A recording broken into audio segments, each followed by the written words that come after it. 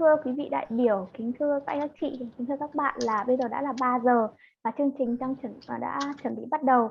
Ờ, các bạn khán giả tham dự thì sẽ không được bật được mic và video, nhưng mà tuy nhiên các diễn giả cũng như là các khách mời ở trên panelist thì sẽ có thể bật mic và video, nên em muốn xin các panelist có thể mute mic nhưng mà đồng thời có thể bật được video trong xuyên suốt chương trình. Được có thể ạ? Em xin cảm ơn. Ladies and gentlemen, the program gonna start is about to start. So all of our participants cannot turn on mic or your videos. However, the panelists can. So dear panelists, kindly turn off your mic and maybe turn on your video, so camera video, so the program can start. Thank you.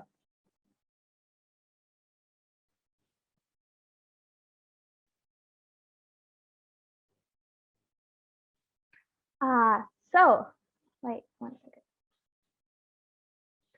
So without further ado, let's start this event.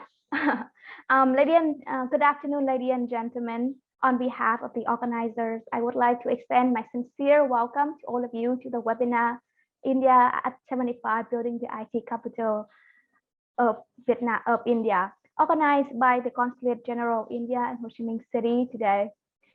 Distinguished guests, India at 75 is an initiative of the government of India to celebrate and commemorate 75 years of progressive India and the glorious history of its people, culture, and achievements. The Consulate General of India in Ho Chi Minh City, Vietnam, is also celebrating this by conducting a series of webinars in the area of India's social culture, political, and economic identities to enhance interaction, engagement, and promote mutual understanding between people of India and Vietnam. As you may know, India's Silicon Valley and IT capital of India are the two nicknames given to the city of Bangalore. As the capital of Karnataka state in South India, the cities of 12 million has served as India technology capital for over 3 decades, with a robust heritage of premier R&D laboratories, counting names like Amazon, IBM, Microsoft, Tesco, Nokia, and so on, and as well as academic institutions, public sector focused firms. The city has significantly contributed to India IT leadership in the world. But more than that, Bangalore is an epicenter of entrepreneurship. The city ecosystem for technology development, whether it's AI, machine learning, or IoT, has given birth to 18 unicorns, including Flipkart, Bijou, Ola, Swiggy, and many more, are waiting for the breakthrough thanks to a young population of digital natives who possess the business acumen and innovative rigor. As Bangalore is buzzing with technology hopefuls, the city holds an abundance of untapped potential and burgeoning revenues and growth for decades to come. And as a leading startup hub in Southeast Asia, Ho Chi Minh has key sectors in the startup space, including fintech, e-commerce, and enterprise solutions. What can Vietnam learn from the Silicon Valley of India? What are the opportunities and challenges awaiting Vietnamese youth and young and hopeful entrepreneurs? All of the questions above and more will be answered in just a few minutes. And now I would like to introduce the dignitaries who attend today's webinar with us. From the India side, we have Dr. Madan Mohan Sethi, Consul General of India in Ho Chi Minh City. We have Mr. Shalendra Tyagi, Director at Software Technology Park of India, STPI, Bangalore, Ministry of Electronics, IT, Government of India.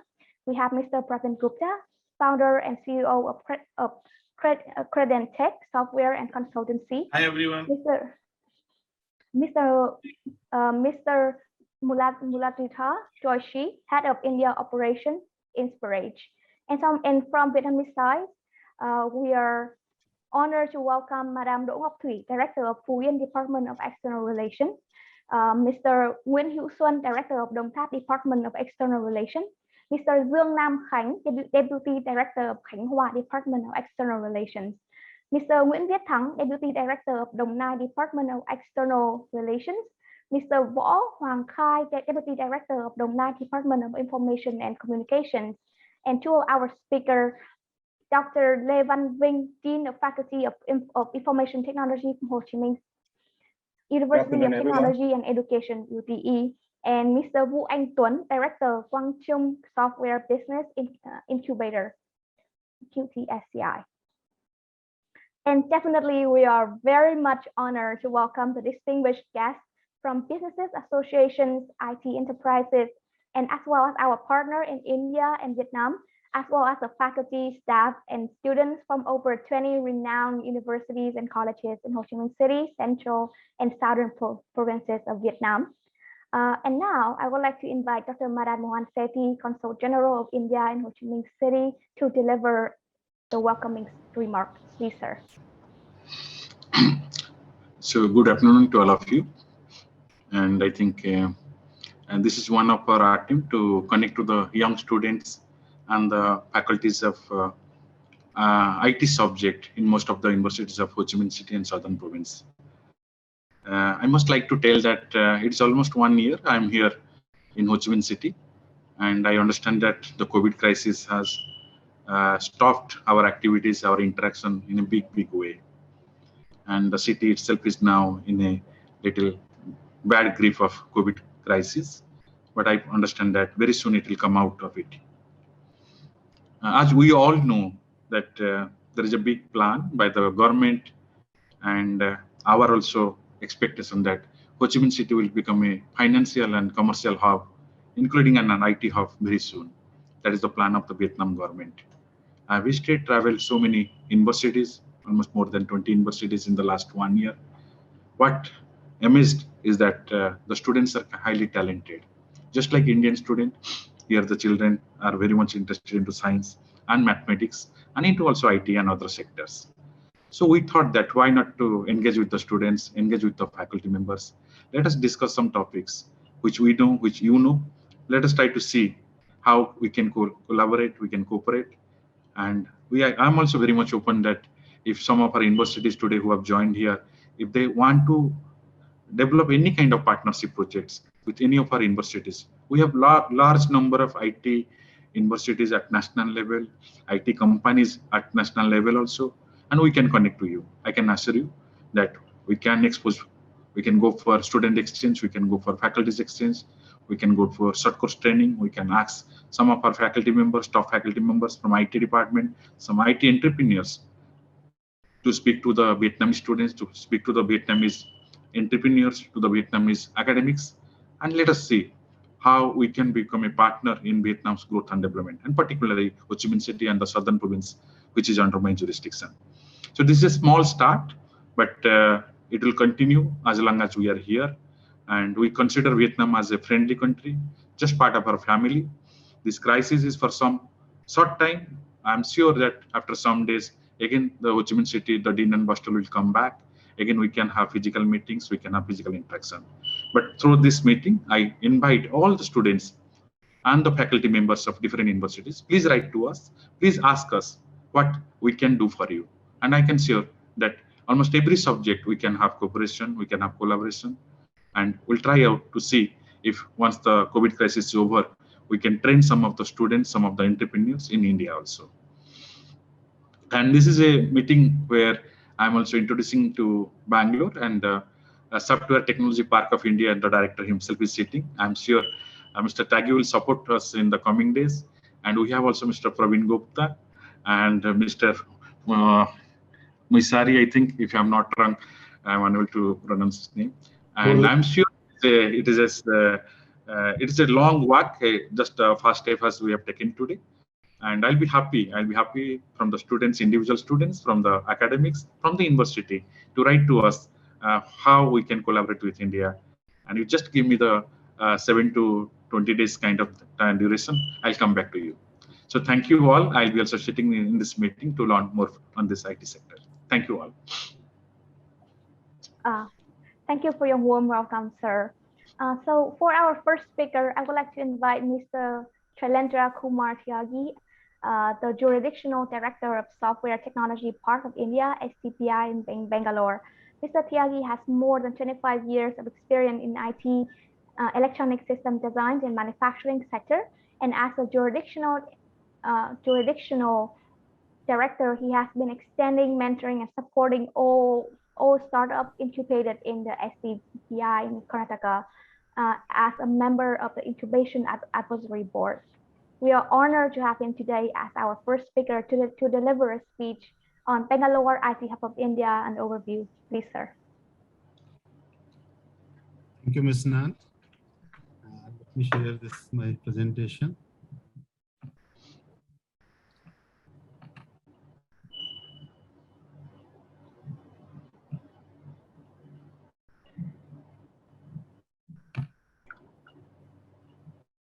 So is this presentation, visible to everyone? Yes, sir. The presentation is visible. Okay. So thank you, Ms. Nan. And very good afternoon and namaste to Consulate General of India in HCMC, His Excellency Dr. Madan Mohan Sethi and other distinguished speakers of this webinar on building the IT capital of India, which is being organized as a part of Azadi Ka Amrit Mahotsav to commemorate our 75 years of independence.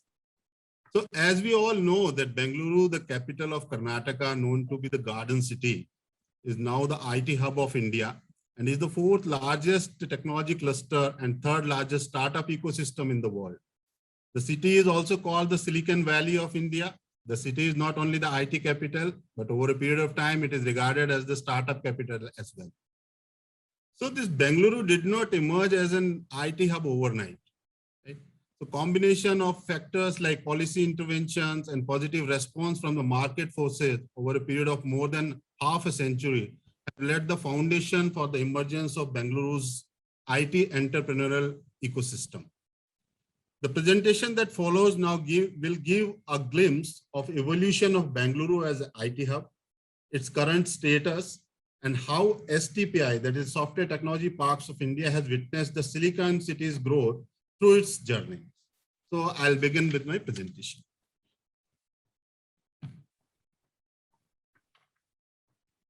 So these are the key points that we will be covering in this presentation.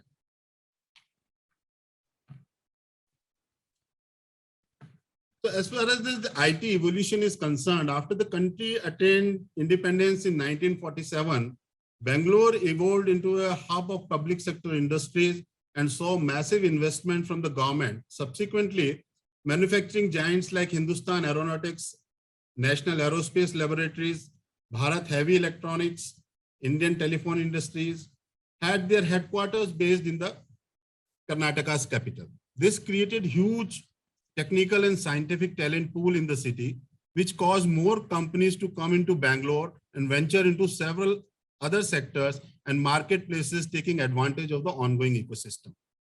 Subsequently, 1980s marked the beginning of the IT revolution in the city when Electronic City was created. This was a time when Infosys shifted its headquarters from Pune to Bengaluru. Wipro set up an IT company, and the arrival of US high-tech company Texas Instruments in 1984 to set up an R&D center in the city, after which Bengaluru got the attention of the global IT majors like Intel and IBM. As a result, in late 80s, the Garden City Bengaluru got the name Silicon Valley of India, which subsequently became the IT capital of India due to the concentration of IT companies in the Bangalore city.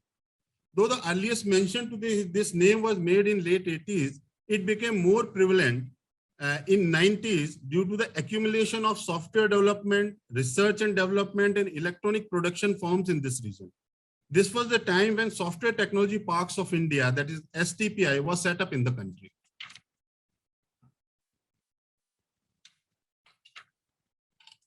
As the city became the Silicon Valley of India and India started gaining importance as an outsourcing destination, government emphasized on initiatives for promotion of the IT industry.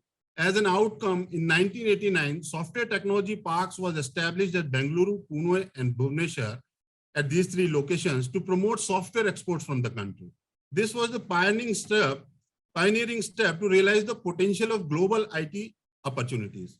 The three STPs were later merged to establish a single entity called Software Technology Parks of India that heralded a paradigm shift in addressing the challenges of Indian IT industry. Further, the STP and ESTP schemes were notified and implemented by STPI to provide single window clearance to accelerate the growth of software and electronic hardware from the country. Subsequently, to support the industry with the data communication requirements, satellite-based high-speed data communication, that is HSDC services, was launched to bolster the software export by spearheading the last mile connectivity.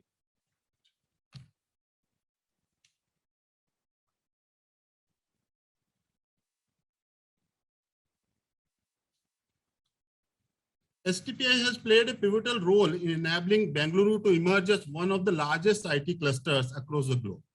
STPI Bengaluru has warranted the growth of software exports from the Karnataka region and generated employment and entrepreneurial opportunities by sustaining the economic progress of the nation. Exports from Karnataka has seen a remarkable growth from 5.6 crores in 1991-92 to 2.14 lakh crores in 2021. Karnataka has always been the highest shareholder of exports in national export, and currently its share is around 41% with 1,326 registered STP units, generating an employment of 7.5 lakhs, with top exporters being Infosys, TCS, Intel, IBM, SAP, etc.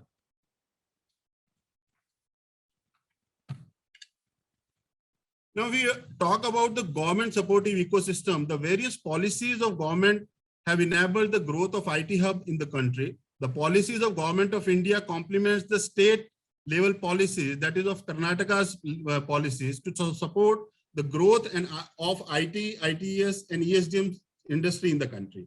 The Digital India, Make in India, Skill India, Startup India, and many more programs aim at creating the Indian global footprint. The fiscal incentive provided by the Government of India through the schemes like export-oriented units, which is called EOU, software technology parks, that is called STP, and SCZ for IT and ITS have been major contributory factors for the sector to flourish in the India.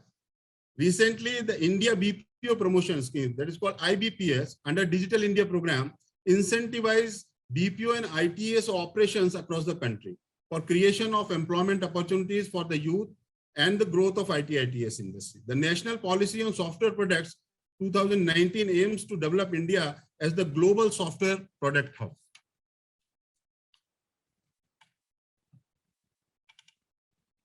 If you come to the state-specific policies, then in Karnataka was the first state in the country to draft its own IT policy. And the latest IT policy 2025 aims at providing the requisite impetus for accelerated growth of the IT industry in the state. Further, the startup policy 2015-20 gave wings to startups in the state through strategic investment and policy interventions. The state engineering R&D policy 21 has dedicated focus on supporting a research mindset and encouraging the Make in India spirit. To support the ESDM sector, the special incentive scheme for ESDM sector 2020-25 is created, which offers various incentives and concessions to ESDM companies in the state. The Karnataka ESDM policy 1722 aims to foster high growth of ESDM industry. As already mentioned, the city is also the biotechnology capital, and the biotechnology policy 1720 creating for promoting the biotech startups and companies offers a framework for developing essential resources and capacities to keep pace with the global biotech revolution.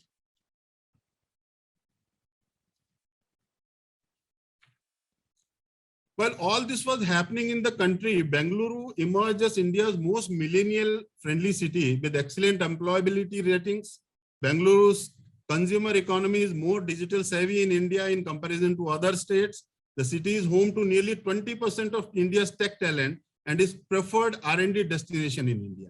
With the highest concentration of specialized talent, Bengaluru is home to deep tech and IP development and become home to a robust dispersion of innovation. Accelerators and incubators provided great flip to the innovation ecosystem. All this is supported by growing ecosystem now with 52 universities, 535 technical institutions, and 234 engineering colleges spread across the state.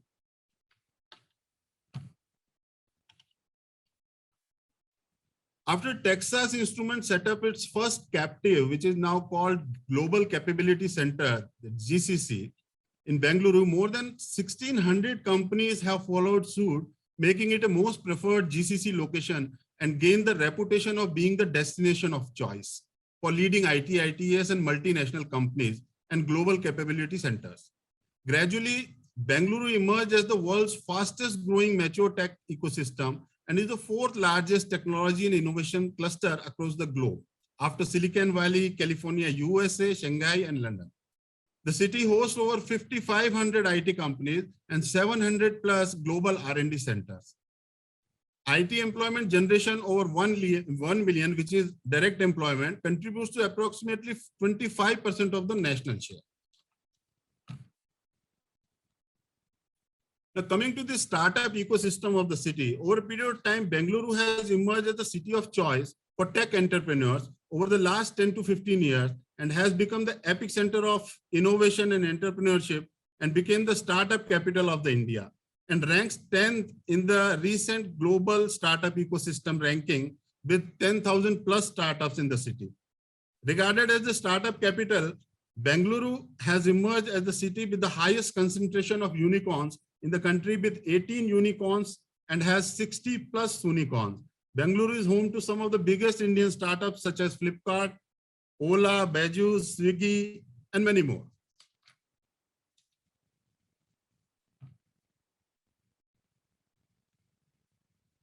The startup activity is strongly supported by the government and has never set back in promoting the ecosystem. To promote and strengthen startup ecosystem in the state, the government of Karnataka has come up with many initiatives and schemes. The scheme like Elevate 100 provides comprehensive entrepreneurship platform for the startups and envision to provide startups the necessary boost at various stages through funding or mentoring as key enablers. Similarly, Idea to POC initiative is part of India's first multi-sector startup policy launched by the government of Karnataka and enables technology innovators and entrepreneurs to pursue a promising technology idea and validate proof of concept. K-Tech Innovation Hub, including the Center of Excellences and K-Tech Technology Business Incubators have been established across the state, including Bengaluru, in collaboration with industry and academic institutions to foster innovation and promote emerging technologies. Now, all these initiatives of government of Karnataka, in fact, in a way complement all the central government initiative with respect to startups.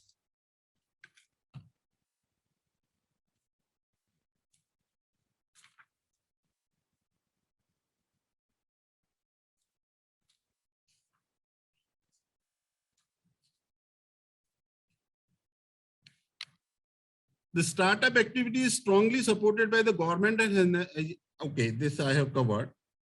Now, this is a very interesting slide where, this is the snapshot of the recently published, global startup ecosystem ranking, wherein one can see that Bengaluru is at the top, at the 10th place. Bengaluru is growing at a faster pace in terms of innovation and entrepreneurship with the support of various government initiatives supporting the ecosystem. As per this report, India has emerged third largest startup ecosystem in the world after US and China.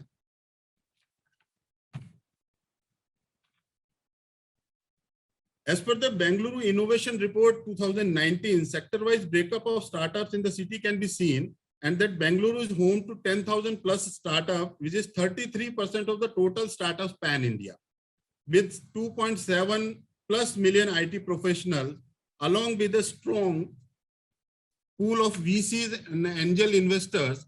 As per the report, 1 in every 4 startup companies in the deep tech, health tech, and fintech in the cities are able to raise money. So before concluding, I would like to mention here that STPI has always been the backbone for the growth of software and hardware industry in the country for past 3 decades and has witnessed the industry growing across all dimensions in the country and will continue to do so. STPI continues to be the promoter of IT industry in the India and would strive to sustain its leadership in service outsourcing, lead India towards a product nation, and will emerge as the most preferred startup ecosystem globally. With this, I thank you all for being patient and observing this presentation. Thank you very much. Thank you, sir. Thank you so much for your informative speech, sir. And so next, I would like to invite Mr. Pravin Gupta. Mr. Pravin Gupta is a first-generation entrepreneur and CEO of Credentech Software and Consultancy, an IT company pioneer in cutting-edge digital IT solution for banking and finance domain in India and abroad. Before starting Credentech in 2008, Mr. Gupta was a part of the core team of Citibank Software Mumbai and HSBC Global Technologies in Pune. Today, Mr. Gupta will share with us about the topic startups, a new business model. Please, sir. Thank you and good afternoon, everybody. Let me share my presentation.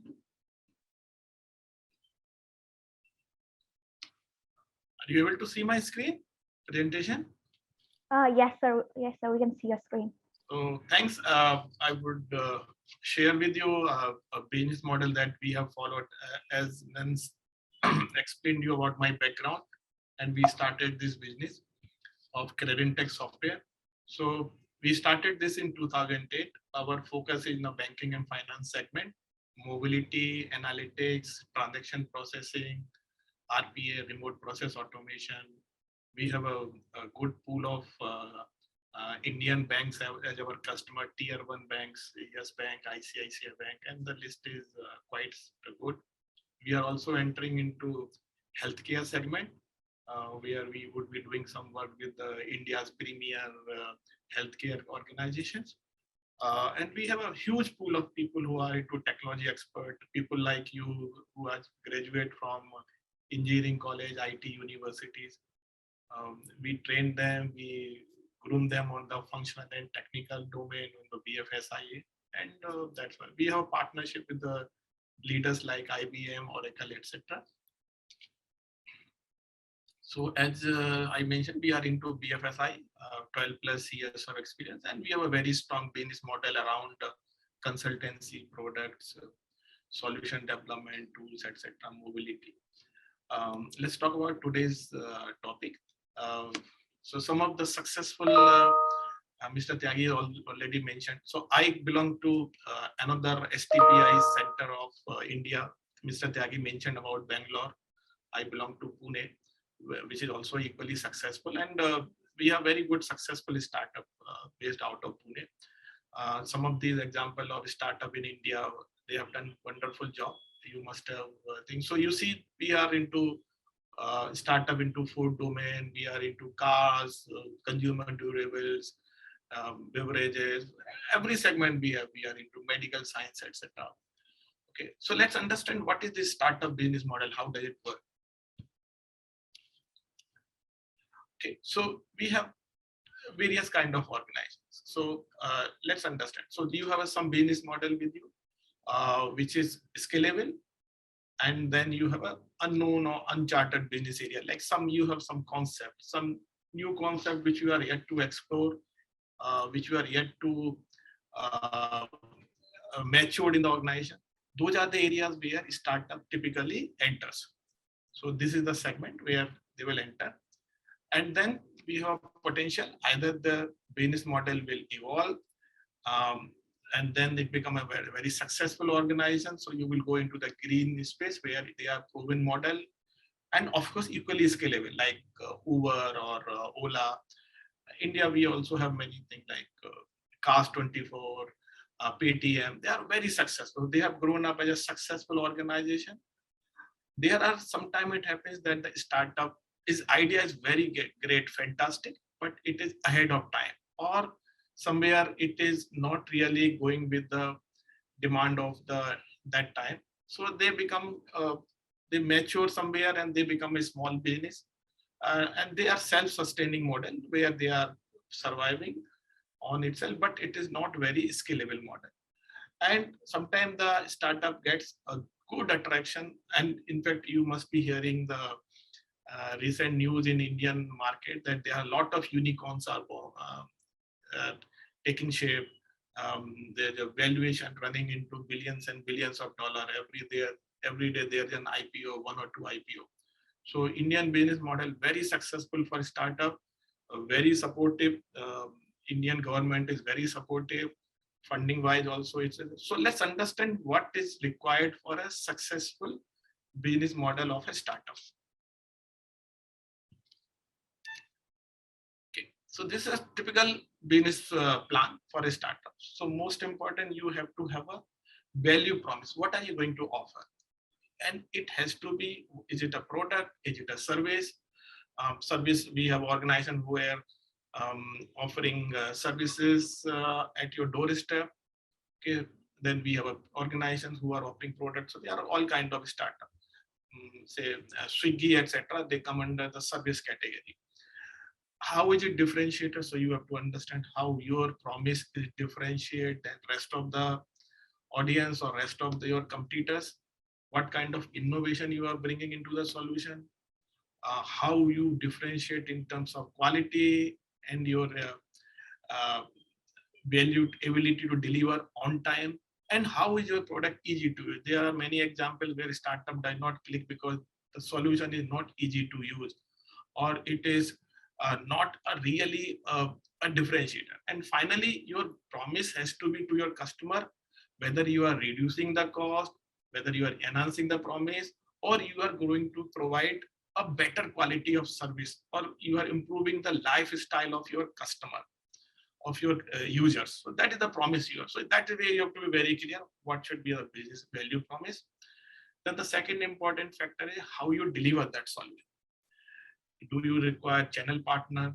Will you be going by your own or partnering with your other organization as a channel partner? Will your solution be a PaaS? PaaS means platform as a service, or will it be a SaaS where you are providing? That's normally for a software company or software as a service, or is it a pure service model? Then there are also model is a freemium where you initially offer your product or service as free, but later you start charging fees. So that is how you generate the revenue, or you compensate the effort that you put by you. There could be also be a model where you partner with another successful organization and you share revenue. So that is the revenue share model. Now, next question is, once you have clear on your promise, what is it, how you deliver, who will deliver? You need a manpower, you need skilled resource set. If you have a successful model, but resource set is not there, it will not work. You need to have an organization, man, machine, etc. Infrastructure you need. Those things you have to be plan on this thing. Now, most important, once it is there that you have a very good successful story, then you have to sustain, or you have to survive over a period of time. And there you have to do continuous improvement. You also have to create an entry barrier so that others cannot replicate your business model so easily. Otherwise, you will be out of business very soon. There are many examples where a startup is very successful, but other competitor catch up very fast, and then the innovation disappear. How do you ensure there's a good customer relationship or customer service? Like in my business, it's very important. My customers are bankers. They have a very high expectation in terms of customer service. So how do I ensure that my customers are satisfied all the time and we provide them a good quality service every time, so that we receive the repeat business? And that is the success of a startup. Your customer should be happy. He is going calling you and giving you repeat business rather than you are going to one customer to another. It is certainly that you have to grow your business, but whatever your existing customer, you need to retain and grow. And then sometimes it's for sustain, you do an M&A, merge with another organization, make a larger set, and then your story grows up. And then you have a much better business model. So that is where you move from a startup model to a sustainable large unicorn model by M&A or partnership, etc. Now, this is a good story that you promised something, you delivered, and you find out who will deliver. But then what is there? You have to sacrifice. It's a sacrifice. When you talk about something, offering some product, you have to provide, you have to incur some cost, you have to incur your time, you may have to incur your other priorities, because your customer is expecting certain kind of service.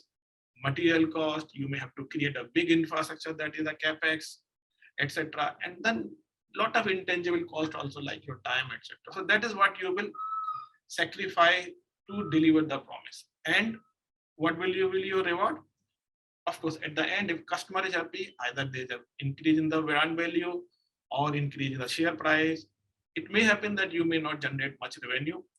There are certain startups who are not generating much revenue, but they are getting their recognition or brand value increase or growth. And of course, at the end of the day, somewhere the money also has to come in bank account by delivering the product and generating the revenue. So this is a standard typical business plan if you are planning a startup. And I would say this period is very fantastic for people, for students in Vietnam, or to either start a business in Vietnam. We can certainly help them by sharing our know-how, or we can involve you in some business startup in India. Both models are very much possible. So how do you, somebody say, how do we start this? How do we start a startup? Okay. Most important is you should be ahead of your time. Live in the future. That what is happening? What are the challenges? What are the issues arising around you? Look around you. Very basic issue. In India, there are a lot of startups which are focusing on very, very basic issue like delivering cow milk, or delivering groceries, or delivering basic service. Okay, like plumber service, etc. They are fantastic startup and they have done fantastic job. Delivering food, okay, delivering medicines. Okay, you take any aspect of life and then there is a potential to do a startup. So that is where you have to figure out what is missing in this. How can I make the things better for the society, for the people around me? Okay, so what is missing? Write down the idea. Okay, this is what we need. And then work on a prototype. Now the prototype may be successful, not successful. So the best is you look around your friends and family and your well-wisher and your teachers. They play a very important role. Your teachers, your mentor, your colleagues in the organization, and share with them, look, this is what I want to do. Now, very chance, somebody will give appreciation, somebody will give you strong feedback. You work on that feedback. And then you see whether you can do it alone, you require some co-founder, work on equity, build an organization around it, and then launch your first version of the product. Now, chances are 50-50. It will be a good, it may not be good. But the most important, you will get a very good feedback that whether your idea is clicking or not. And if it is not clicking, don't feel bad. Go back and revise the idea. So you start with the idea, successful idea, follow up with users. Are they coming back? Go for scale up. Now go for 10, 20, 100, 500, 1,000. And that's how you grow. And grow on a piecemeal basis. Okay, today I'm expecting another 100 customers, another 100 customers, another 100 customers. Get their feedback, improve your service or improve your product. And that's where you will become a successful business model where things will work as you wish. And don't feel bad if there's a setback, it's okay. Many times you may have 5 ideas. Out of 5 ideas, only 1 will click. Remaining 4 may be out of time, or it may be bit out of context. Don't feel bad. Every success or every failure will give you something new to learn. Apply that learning and see how can you do better every time. That's what the most important. That startup does not have any ready-made success theory that if you do this, then you will get a success.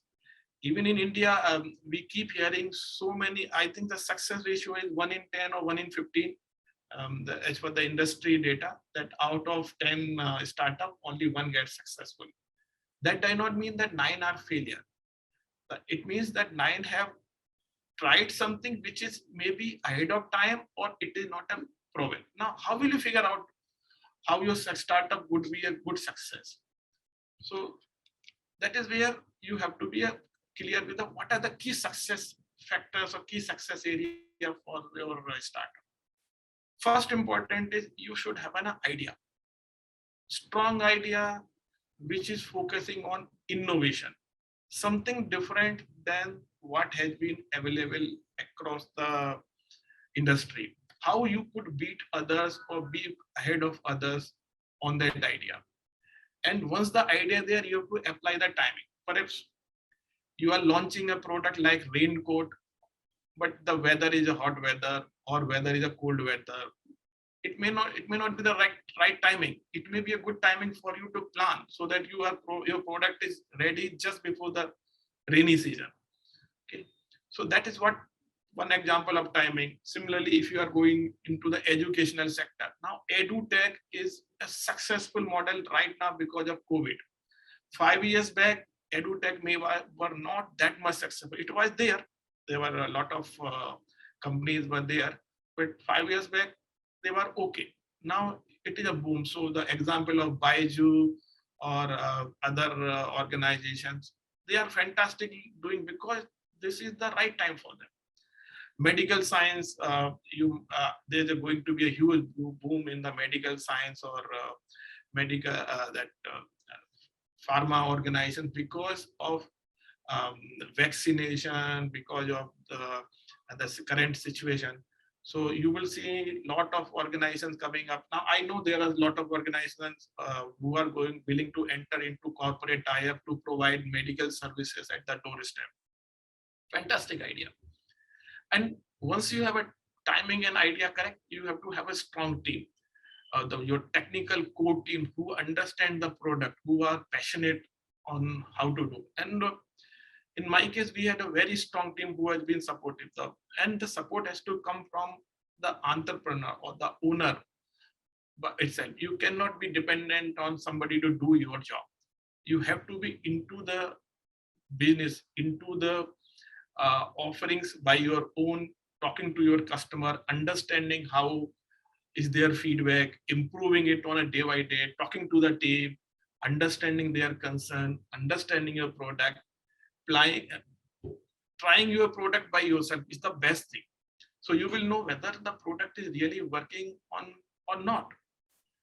Funding is important. So, but funding is something like that. Once these first three are correct, I know in India there's no dearth of fund. There are ample fund, and I'm sure in Vietnam also. Once you have a good idea, once you have a good sales pitch, you will get huge funding also. So of course, funding is required because you need to pay salaries to your team on time. You cannot just survive based on promises.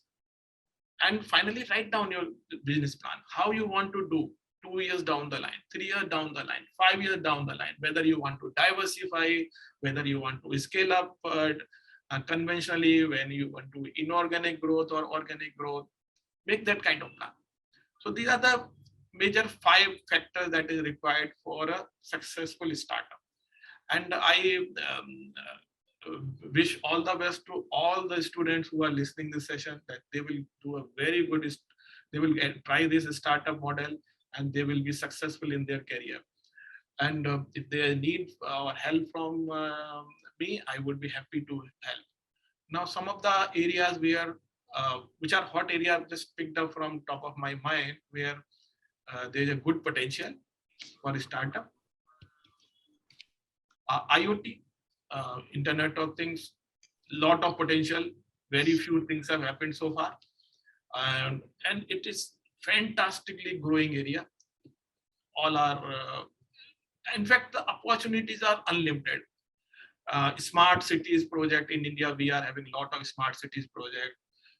In fact, recently the government of India announced that all the utility companies, they have to have their meter based on IoT, so smart meter that we call.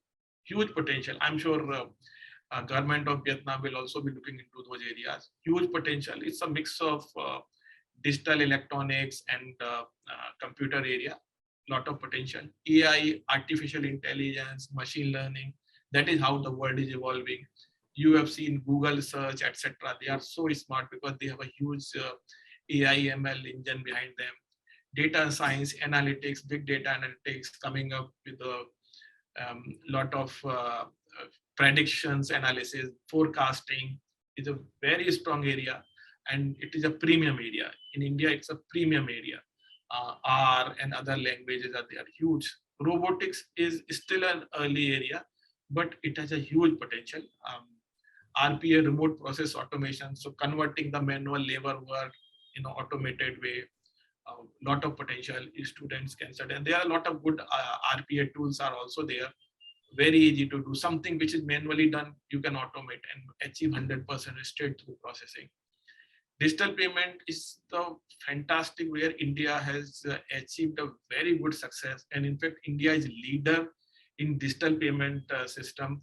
And we are helping other countries in African and other geographies on digital payment, mobile payment. We have very fantastic institute of NPCI, National Payment Corporation of India, who are coming up with a lot of new products. So it's a very hot area. EduTech, you would be saying digital education, doorstep delivery of consumer durables, retail, each and everything now happening, and services, huge potential in this area. Mobility solutions, which it's attached to all this durable where everything is going on a mobile. So if you see as a conventional business, there is opportunity to create a mobile app. And Credit Tech as per se, we are very much into mobility. We do mobile applications. Healthcare is, I see, is a good potential. Typically, healthcare has to always was the back end or a bit behind in terms of technology, but compared to, let's say, banking or other industry. But I can predict healthcare is going to boom drastically, and it will become like banking or at your doorstep or other services or your doorstep. You would soon where you can book appointment for your medical test, or you can buy medicines, or you can book for your health checkup, etc., or doctor's prescription. In fact, that is already started happening in India. But as the big players in India enter into this segment, it is going to change the situation drastically, more in terms of even corporate healthcare, where these organizations are going to tie up with corporations, big organizations to provide healthcare service to employees. In India, we have a lot of focus on digital healthcare mission. That's a Pradhan Mantri healthcare program is there, where we are planning to, government is planning to offer healthcare service to every citizen, and that is where it has a good potential. I'm sure something similar will be happening in Vietnam also. So lot of potential. So with this, I would conclude my presentation on startup. Thank you very much for your time and listening me. I would be happy to answer a question at the end of this session. Yes, thank you so much, sir, for not only sharing with us your insight about startup world, but also some of your own experience in working with startups too. And so now I would like to invite Mr. Muralidhar Joshi, General Manager, Head of Inspirage India. Mr. Joshi is an IT professional, service and operation leader with close to 30 years of experience in enterprise software and solution implementation. He has a rich experience in business, people integrations, change management, acquisitions, and merger. As over the years, he has managed all aspects of professional service, including strategy, budgeting, organizational design, talent development, staffing, supply and demand balancing, partner strategy, and consultant delivery. Please welcome Mr. Joshi. Thank you, Ms. Nan. I'm going to share my screen.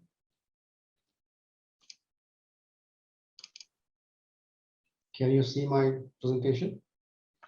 Yes, sir. All right. Yes, slide visible.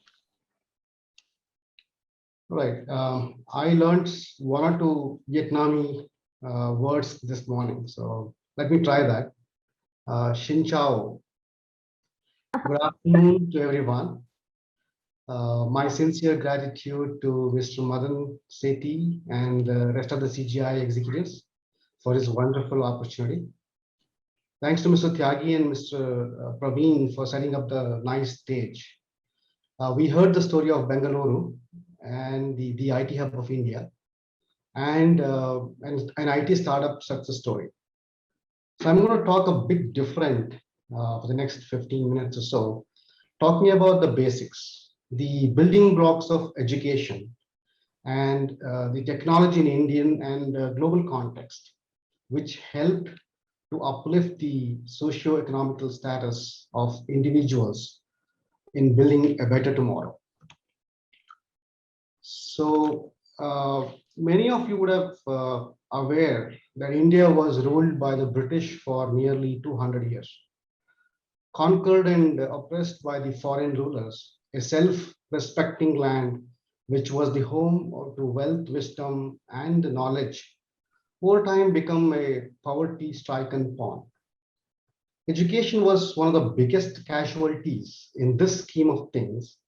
And ironically, the land which was earlier known for its fountains of wisdom, like Nalanda, Takshashila, become relegated to furthering the cause of a British-style education.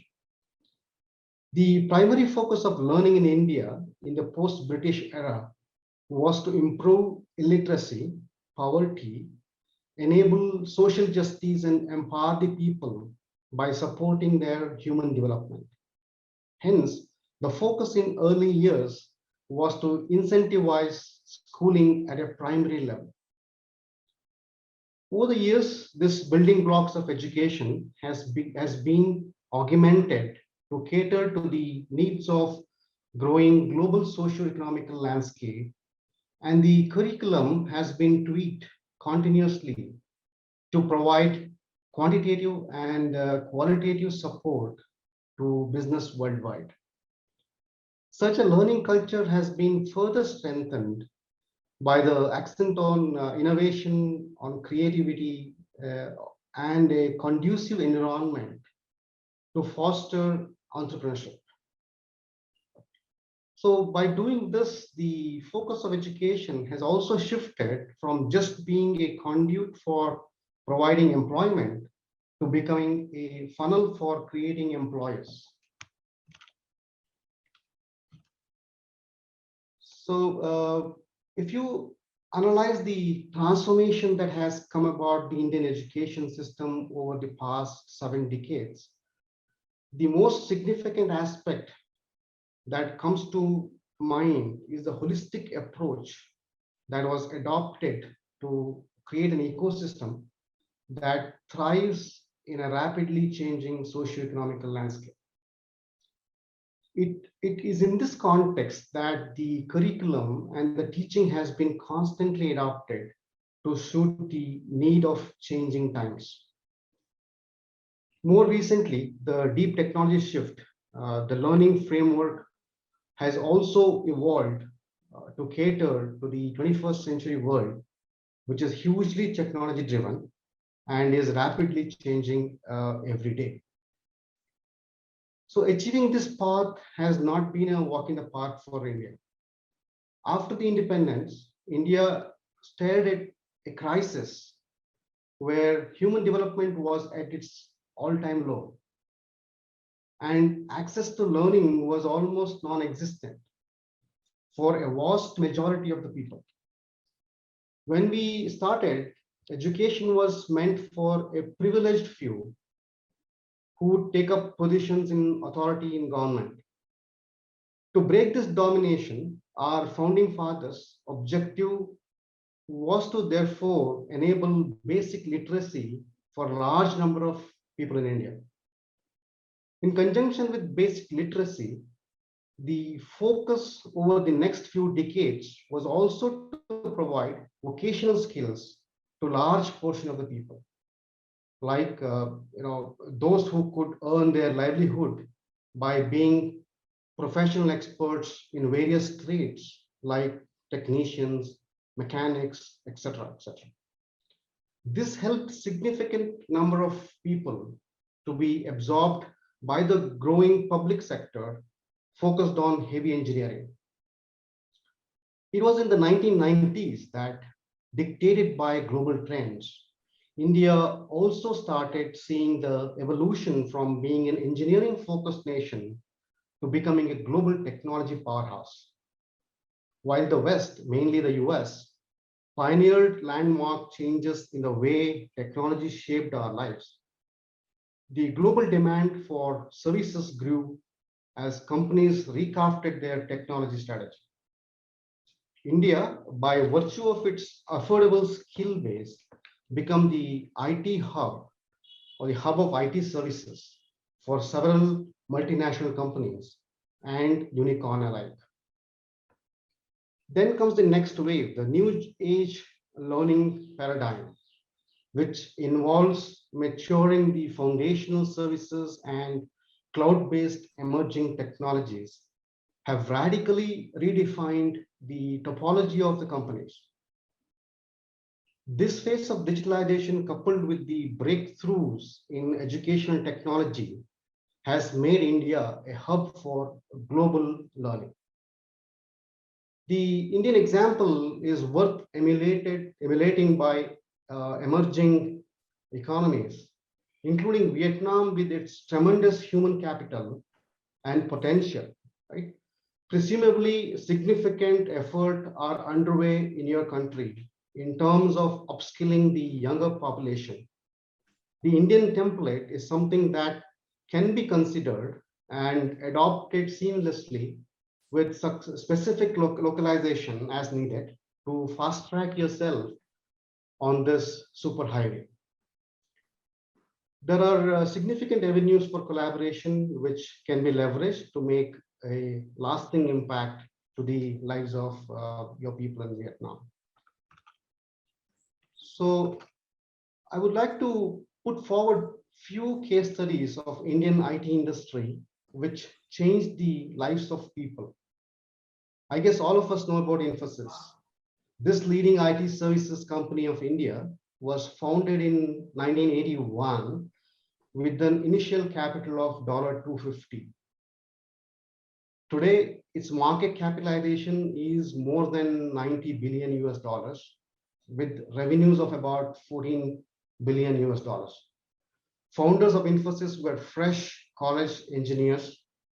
From being a startup about 40 years back, today Infosys employs more than 250,000 professionals engaging in global delivery of IT services in 50 plus countries. Infosys provides employment for a significant number of engineering and technology graduates every year globally. It has created some of the Indians' first employee millionaires in the last few decades. The next case study I would like to quickly talk about is the Urban Company, Asia's largest home service marketplace, commenced in 2014 in India, providing platform-based services to consumers. Founders were graduates from the prestigious engineering institute called IIT, Indian Institute of Technology, Kanpur. Network involves 32,000 plus services professionals providing service to 5 million plus customers spread over 5 countries. The UC platform helps service professionals collaborate with customers for delivery of wide range of services from home repairs to the personal grooming. The examples we discussed so far were those of people and companies that have made it real big, real big. The largest success story about Indian IT is how it has changed the lives of common man. How individuals and families have been successful in overcoming challenges posed by their modest economic background. How it's all about how, from having lived in small towns and villages, they have become upwardly mobile by embracing the opportunities.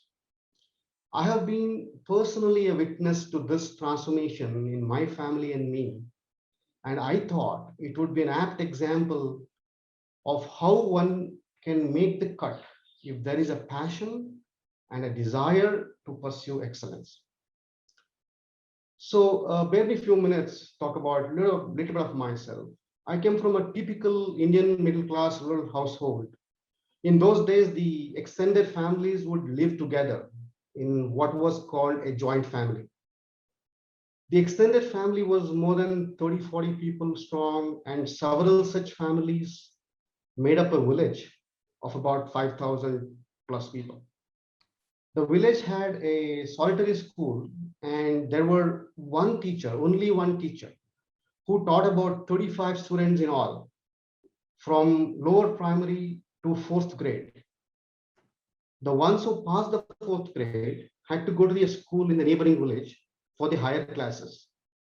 Until high school, I went through such a schooling system where the medium of instruction was local, not English. There was no library, no laboratory, and the other forms of teaching aids. Even village had no electricity, so students like me would study under the lights from a kerosene lamp for most part of our childhood. In the pursuit of further studies, I left the village for the city, which today is called Indian Silicon Valley. Mr. Tagi talked about Bangalore a lot.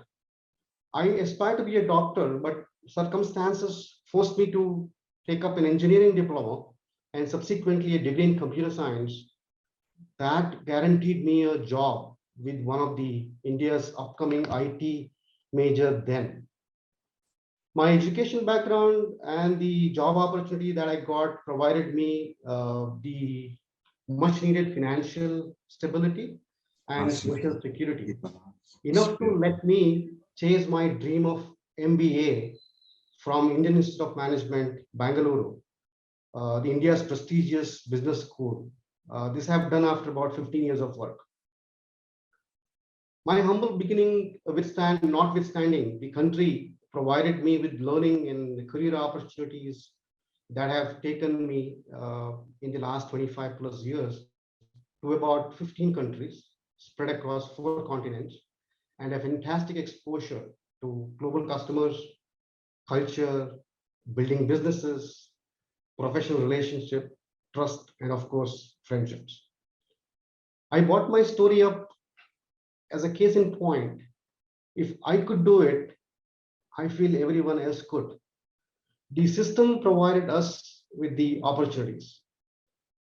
It is a perfect testimony of value system that nurtured talent, hard work, dedication, and commitment.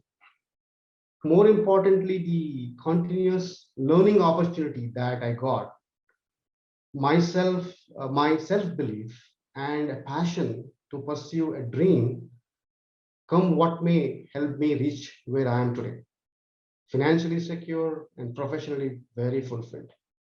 The gift of education that I received in my childhood helped me chase my dreams. Even as I said this, I have realized that in such an ultra competitive environment we are in today, learning never stops. And the light of knowledge leads to an individual towards wisdom and keep growing professionally and personally. I would like to end my talk with an inspirational quote by Dr. APJ Abdul Kalam, who was our former president of the country, a great scientist, the man who was known as the man of rocket man, and an amazing human being. He's been the all-time inspiration to the younger generation people in India. In conclusion, I would like to reiterate that a robust education foundation leads to employment generation and wealth creation.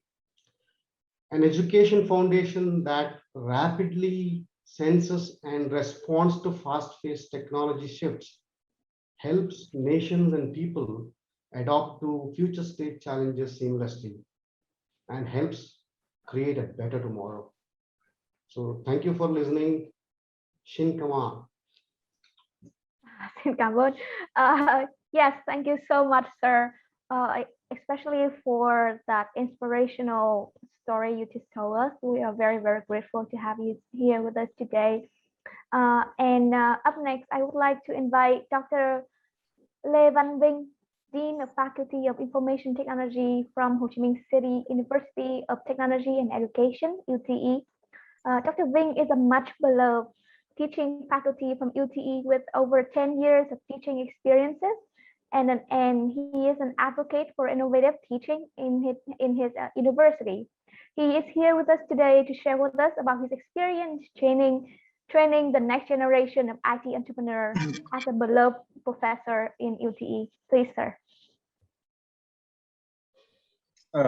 Cảm ơn anh nhiều.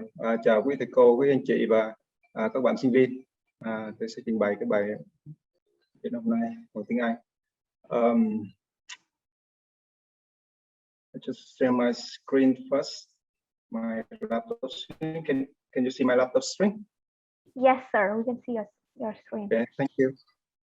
Good afternoon, everyone. Continue the topic related to startup activities. Today, I would like to share my view as an educator about how to train students with the necessary knowledge and skill related to startup and innovation, and in order to train the next generation of IT entrepreneurs.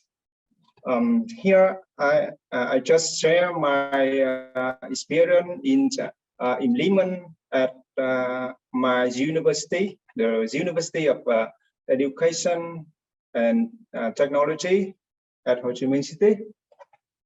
So you know that Vietnam still is a developing country, and now our industry is still based on most outsourcing projects, and it is similar in the field of IT.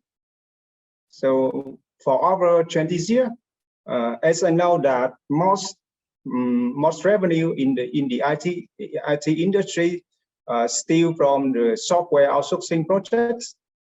However, recent years, the Vietnamese government also have a longer vision about how to have Vietnamese our technologies can build our self products, and how to train more and more entrepreneurs in the IT field, and particularly Vietnamese government have proposed the projects 1665, and the government assigned to the Ministry of Training and Education to implement the projects to support students in entrepreneurship activities until 2025. The project have three main points. The first point is that it's aimed to raise the spirits of entrepreneurship in high school students and students in universities. The second one is the to provide knowledge and skills for students, help them have enough ability to adapt the requirement from working environment in the future. And the third one is that they also support the potential projects they call investor to support them to run the project, to build their business before they graduation. And one of the main activities the Ministry of Education and Training have done for recent years is that they organize the youthful contest for students about startup ideas. As I know that the contest this year was planned to organize at our university. However, maybe because the pandemic situation, it will be changed to other places. Before I will talking about how the university, how our university work related with the startup activity. I overview some programs in our university in the IT field.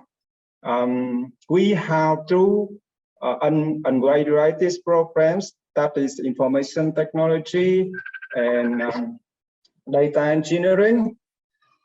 And we also have a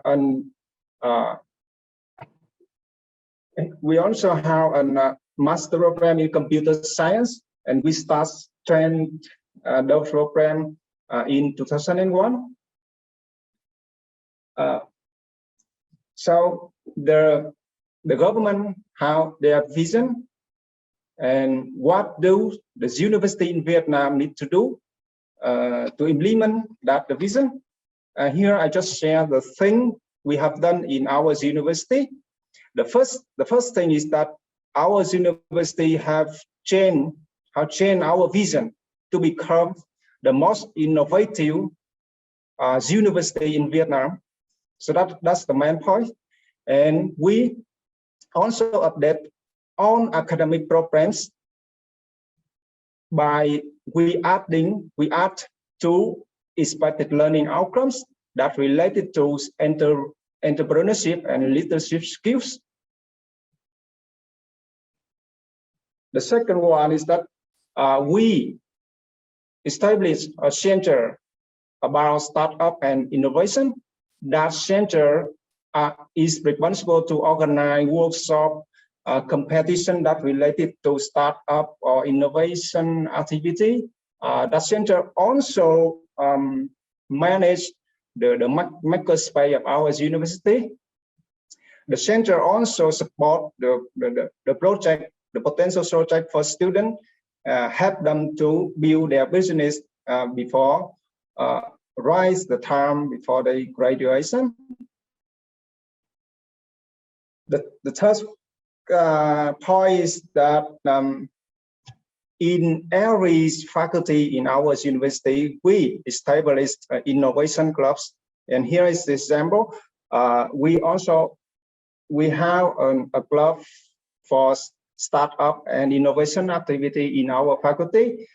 In this club, students can share with each other about their experience in real projects to help them to gain more knowledge and skills that's useful for them to build their business in the future. So here is an example. There's two pictures about the activity of this club. So maybe our students, maybe they also attend today's seminars. There's two students in our faculty. They are share their experience in working with the real project in IT field with other students. Finally, is that we organize many company tours, internship program. We also organize. We also house many training courses that cooperation with enterprises to help students can understand more about industry. They can improve their skill, personal skill or technical skill. An example here, just last month, with the support from the Consulate General of India, we organized a seminar about the professional technology, the advanced technology for our lecturer and student. Mr. Tuấn here, the next speaker, he also the person help us in many activity in organized workshop or training course for our student for recent year. And to the end this talk, I would like to say thank to the Consulate General of India for helping us in many activities recent years. And here is the picture in our university. I get that's from my colleagues this is the corner, the Indian inner corner in our university to show the good relationship between our university with India. So I hope that in the future we have more activity to cooperate, more activity to have students have opportunity to work, to study in India. In the past, many our lecturer and particularly in our faculty, we also have some lecturer have attend many courses, many training courses in India in the program of IT, I remember ITEC program, the support from India government. Thank you for your support, and I also thank you for your listening today.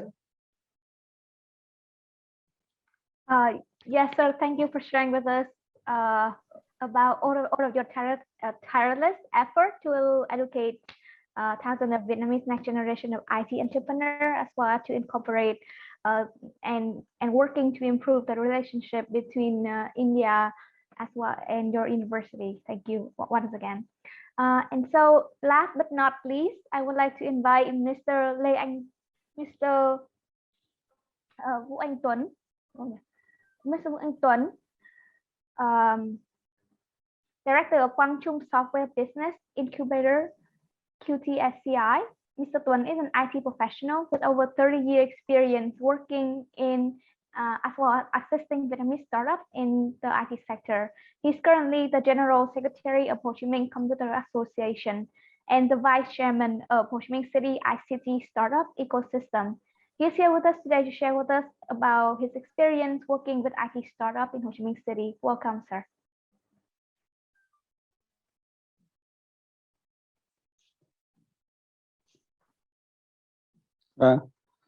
Đầu tiên thì kính thưa ngài Madan Mohan Sethi, Tổng lãnh sự quán Ấn Độ tại Hồ Chí Minh, kính thưa các quý vị quan khách Ấn Độ và Việt Nam, kính thưa quý bà quý ông.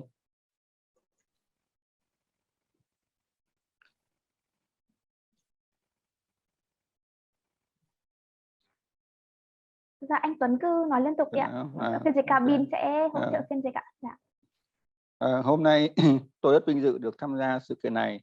Lời đầu tiên thì xin cảm ơn ban tổ chức, cảm ơn Tổng lãnh sự quán Ấn Độ đã mời tôi chia sẻ một số thông tin về tình hình khởi nghiệp tại Việt Nam và tại thành phố Hồ Chí Minh. Next, tôi xin phép được bắt đầu. Next.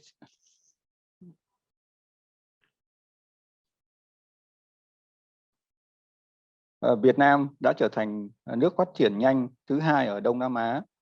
Việt Nam đã nổi lên như một trung tâm khởi nghiệp khu vực tại Đông Nam Á với những khoản đầu tư trị giá khoảng 815 triệu đô la Mỹ. Dự đoán kinh tế số Việt Nam vào năm 2025 ở mức 43 tỷ đô la Mỹ. Lĩnh vực công nghệ thông tin chiếm ưu thế trong thương mại điện tử, fintech, AI, công nghệ thực phẩm, giải pháp doanh nghiệp. Hệ sinh thái đổi mới sáng tạo là sự tương tác và sự phát triển giữa các thành phần gồm cộng đồng doanh nghiệp khởi nghiệp đổi mới sáng tạo, doanh nghiệp lớn, doanh nghiệp dẫn dắt, các tổ chức nghiên cứu phát triển, trường đại học, viện nghiên cứu, các tổ chức hỗ trợ. Thì quý vị cũng thấy ở trên hình là một cái hệ sinh thái hỗ trợ các khởi nghiệp gồm rất nhiều và đa dạng các ngành nghề, các mảng hoạt động. Next. Bên cạnh các hệ sinh thái này thì chúng ta cũng thấy có các quỹ đầu tư, các nhà đầu tư thiên thần đã tham dự vào rất là nhiều trong các hoạt động của Việt Nam. Next.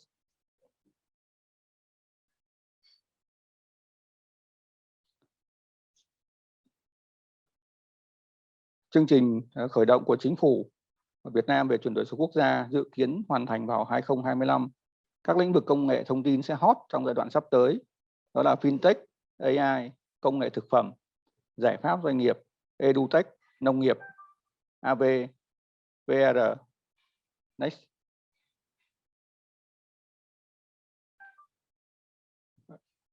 Theo những các cái mảng ngành đó thì chúng ta cũng thấy là quay lại chút ạ, quay lại slide 1 ạ, quay lại slide trên một chút.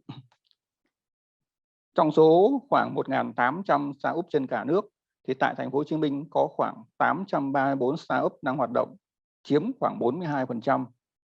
Trong đó có 222 startup đã và đang được hỗ trợ ươm tạo tại 10 cơ sở của nhà nước trong giai đoạn 2011 đến nay. Next. Ngoài ra chúng ta thấy có khoảng 49% startup đã tìm được nhà đầu tư, trong đó có khoảng 70% đang ở giai đoạn đầu tiên của quá trình gọi vốn, khuyến khích khởi nghiệp. Điều đó cho thấy thành phố Hồ Chí Minh có môi trường rất thuận lợi để phát triển khởi nghiệp. Next.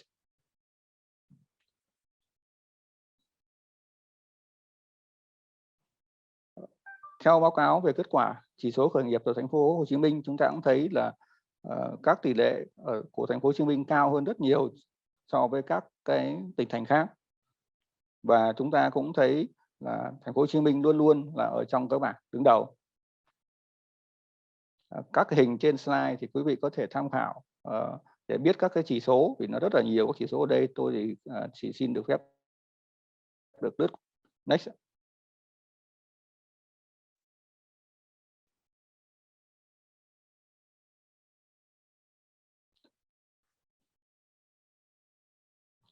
Chúng ta thấy trong các mảng khởi nghiệp thì ở đây có rất nhiều các mảng khác nhau, từ giáo dục, y tế cho đến đến các cái mảng thanh toán, giao nhận, rất nhiều các cái mảng công nghệ với các cái logo của các doanh nghiệp mà chúng tôi thống kê trong một số năm gần đây. Quý vị có thể nhìn thấy các cái mảng ở đây edutech, rồi các cái mảng về bảo mật, an ninh bảo mật. Thì rất là nhiều các cái cơ hội, các cái doanh nghiệp đã phát triển trong khoảng 2-3 năm trở lại đây. Và trong 4 năm trở lại đây thì một luồng khởi nghiệp mới đã xuất hiện và để lại rất nhiều ấn tượng trong Việt Nam. Bất chấp những khó khăn của thị trường, khởi nghiệp vẫn dẫn đầu Đông Nam Á. Bên cạnh đó, chậm chút em ơi, chậm chút.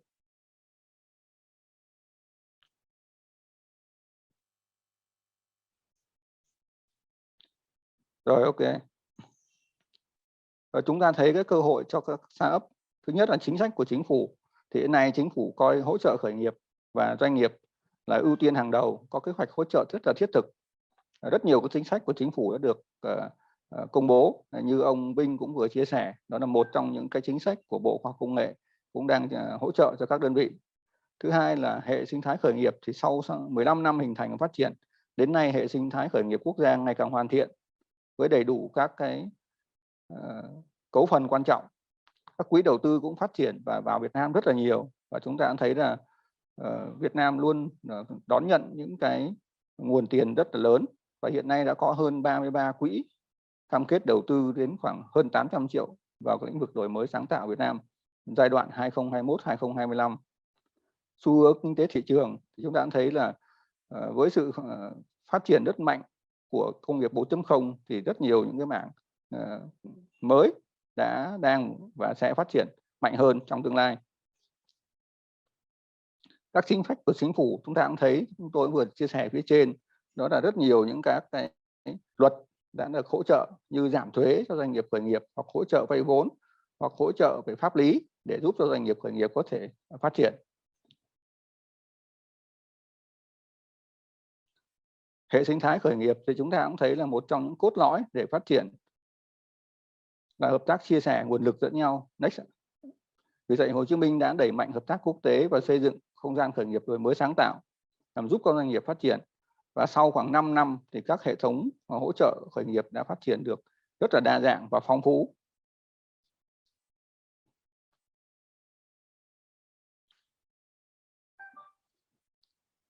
Stop. Và chúng ta cũng thấy là các quỹ đầu tư vào Việt Nam khá nhiều và càng ngày càng nhiều hơn. Và trên sơ đồ thì quý vị cũng thấy là các mức tăng trưởng của các nguồn đầu tư của các quỹ vào Việt Nam và đặc biệt là thành phố Hồ Chí Minh. Next.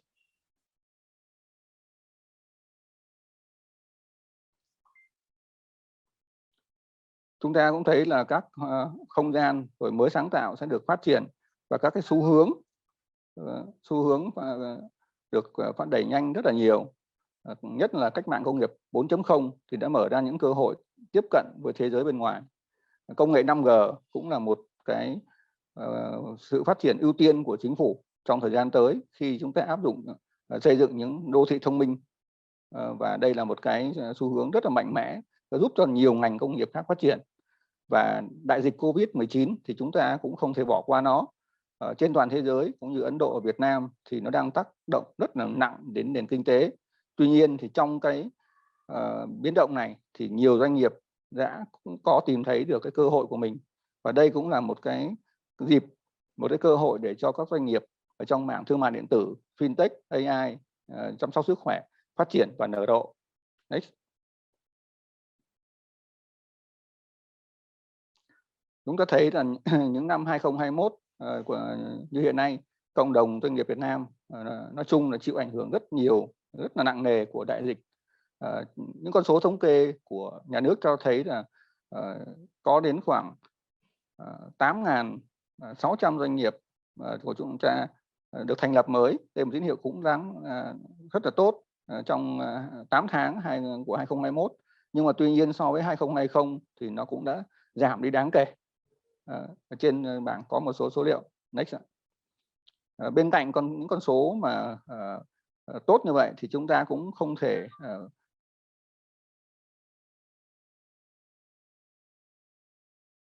năm của 2021 thì chúng ta cũng có đến khoảng 85.500 doanh nghiệp rời khỏi cuộc chơi, và đây là một cái số những doanh nghiệp mà lớn đã ra đi.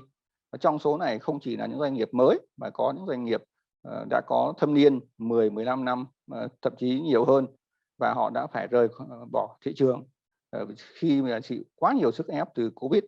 Thì đây cũng là một cái cơ hội để cho các doanh nghiệp mới tìm thấy những cái hướng đi với cơ hội của mình.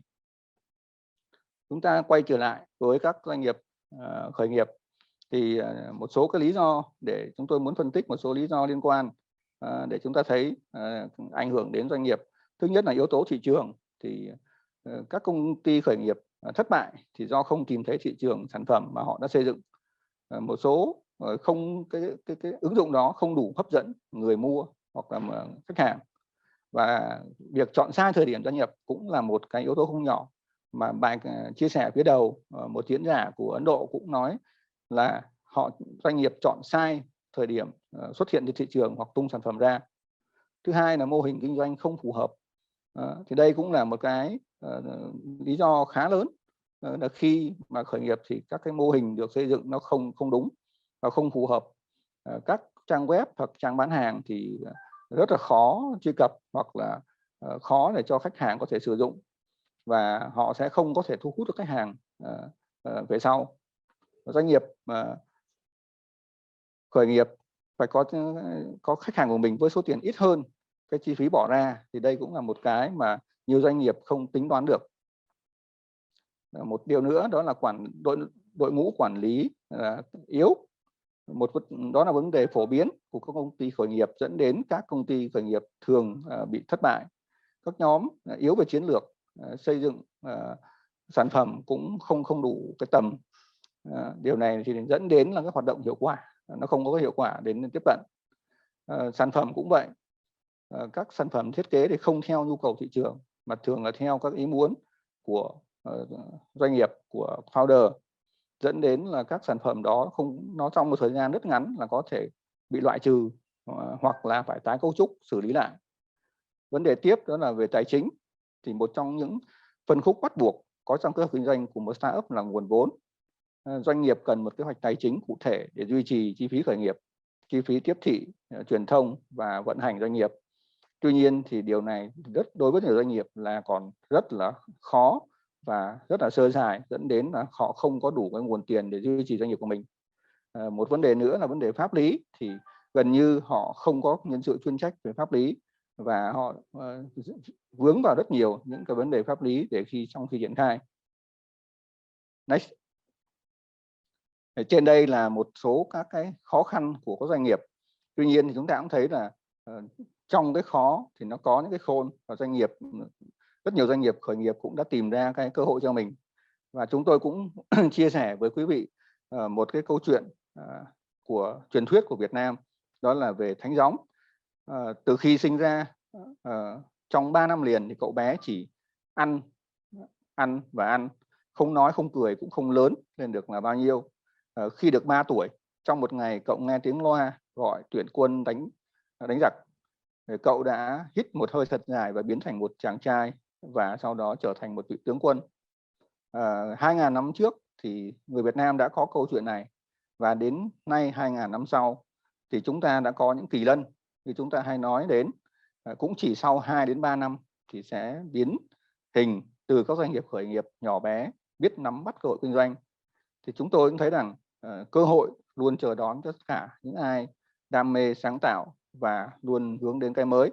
Và đây là một cơ hội cho tất cả các dân tộc, các công ty startup công nghệ có thể có khoảng 2-3 năm tích lũy kinh nghiệm và phát triển được sản phẩm của mình ra thế giới và trở thành những kỳ lân hoặc những tiểu kỳ lân trong tương lai. Về giới thiệu về vườn ươm của chúng tôi một chút thì chúng tôi cũng xin giới thiệu với quý vị là chúng tôi được xây dựng và thành lập từ năm 2005 và đến 2008 thì đi vào hoạt động chính thức. Và chúng tôi là một trong những cái đơn vị được xây dựng từ nguồn một cái dự án của EU tài trợ. Và từ đó đến nay thì chúng tôi cũng trải qua khá nhiều thời gian và cũng đã có được những cái kết quả nhất định. Chúng tôi cũng dựa trên những nền tảng Next. Chúng tôi cũng dựa trên những nền tảng do Next, các cố vấn từ EU xây dựng và huấn luyện cho chúng tôi, cũng như cái quy trình sản xuất kinh doanh cũng như là hỗ trợ các doanh nghiệp Next. Chúng tôi cũng đã có hỗ trợ ra rất nhiều các doanh nghiệp, trong đó có rất nhiều một doanh nghiệp đã có văn phòng mở tại Mỹ và một số quốc gia khác. Và đến những năm gần đây thì ngoài vấn đề gia công phần mềm thì chúng tôi đã có rất nhiều những cái doanh nghiệp startup trong rất nhiều mảng khác nhau, dựa vào cái nền kinh tế chia sẻ, điện toán đám mây, thiết bị di động. Gần như chúng tôi có khoảng 20 cái nhóm ngành hàng, nhóm sản phẩm ở trong vườn ươm của chúng tôi. Next. Vườn ươm chúng tôi cũng kết hợp với rất nhiều các trường, viện, các giáo viên, học sinh và các đoàn khách quốc tế, các doanh nghiệp quốc tế đến thăm, chia sẻ kinh nghiệm, cũng như là nơi để chia sẻ học hỏi kinh nghiệm với lại các đơn vị. Next. Và quý vị có thể thấy một số hình ảnh mà vườn ươm chúng tôi đã tiếp đón các đoàn cũng như chia sẻ kinh nghiệm với sinh viên, học sinh, giảng viên. Next. Trong suốt thời gian qua, chắc là còn nhiều hơn rất là nhiều, nhưng vì thời gian có hạn thì chúng tôi không thể giới thiệu thêm. Quý vị có thể tham khảo thêm các cái thông tin về chúng tôi trong tương lai. Next.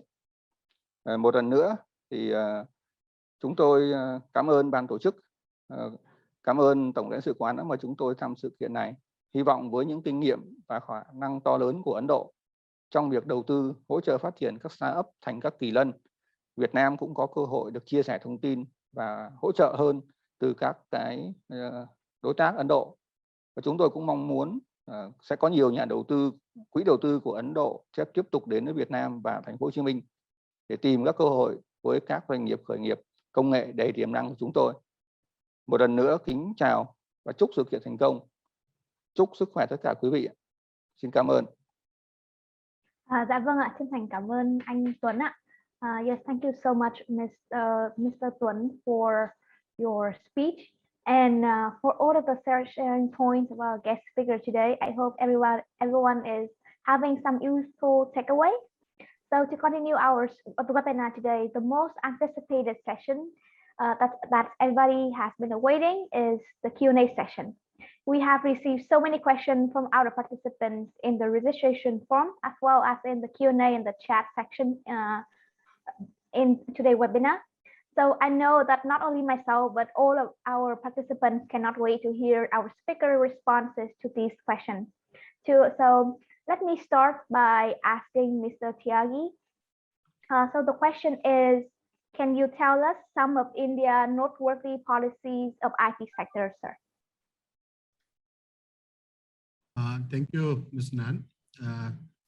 Largely, I have covered all these policies, initiatives of Government of India and Government of Karnataka's policy in my presentation.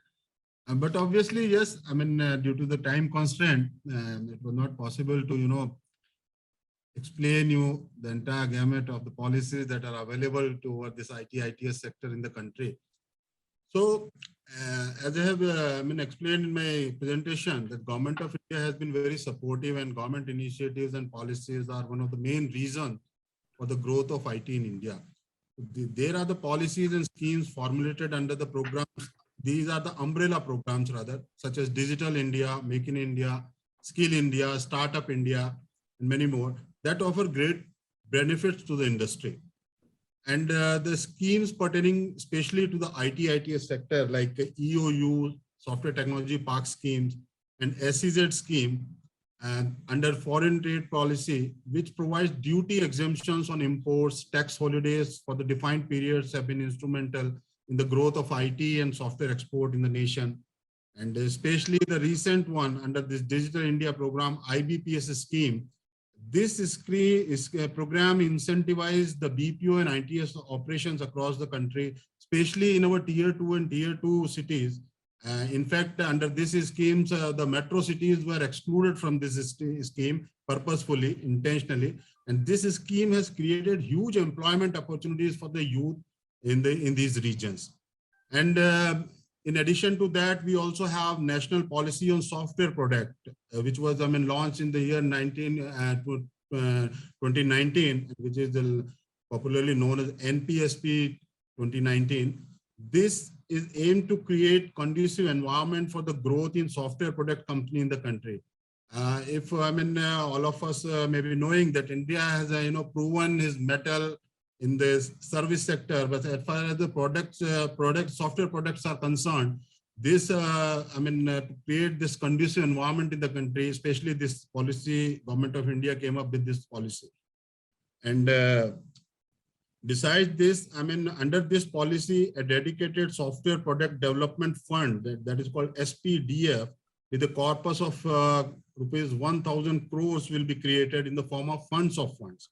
And there are many more benefits which are, explained in the detail, in the policy, which all the participants can access through our Ministry of Electronics and IT website.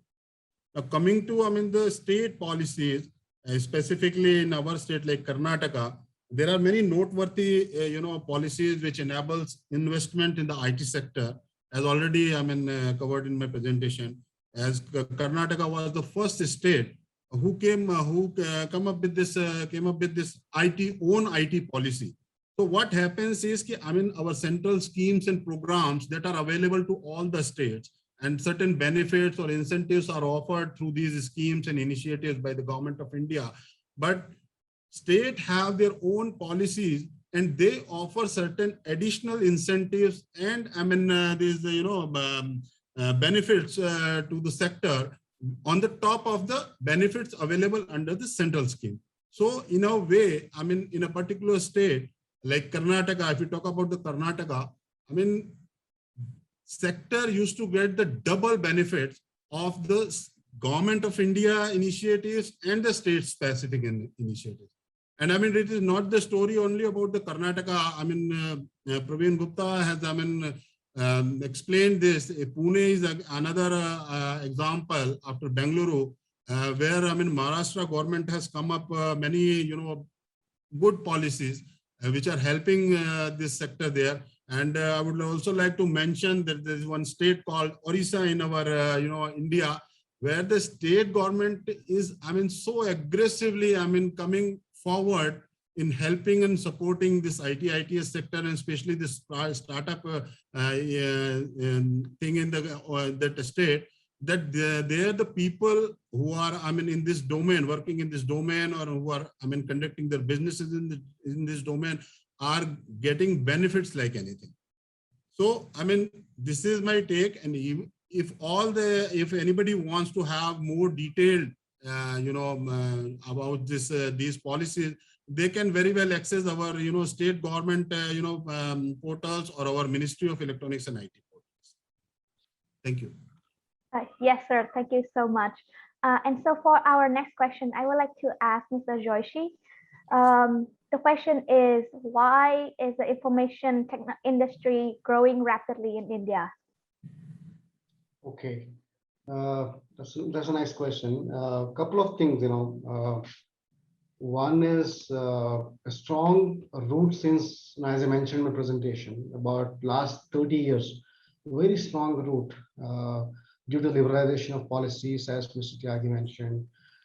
India opened up to the Western market and to commerce, trade, etc. Right, that's number one. Second would be the language advantage. Right? India retained the English as an official language.